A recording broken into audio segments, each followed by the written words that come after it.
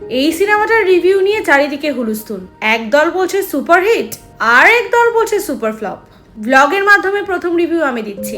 চলো ওয়ার 2 ছবিটা কেমন হলো তোমাদের জানাই। আসলে আজকাল প্রতিটি মিম, প্রতিটি পেজ সর্বত্র যেন খারাপ বলার প্রতিযোগিতায়, কিন্তু কেন তা বুঝি না। সত্যি বলতে ছবিটি তেমন খারাপ মোটেও হয়নি, বরং যথেষ্টই ভালো হয়েছে। রোমাঞ্চকর, পূর্ণ অ্যাকশনে ভরা এবং দর্শককে বেঁধে রাখার মতো শক্তিও রয়েছে তাতে।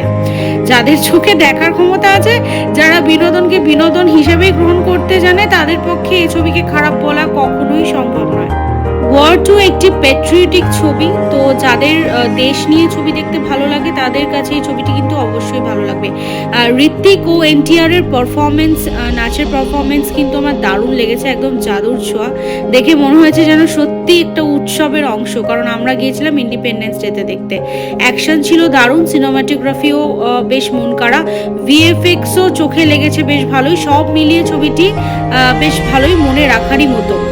এবারে আসি কোনটা ভালো করা যেত। আমার মনে হয় গল্পের যে স্টোরি লাইন একটু দুর্বল ছিল, ছবিটাও একটু লেন্দি লেগেছে আমার, তবুও সব মিলিয়ে বেশ মন ভরেছে। অন্তত আমি এটিকে 5-এর মধ্যে অবশ্যই 4 দেবো।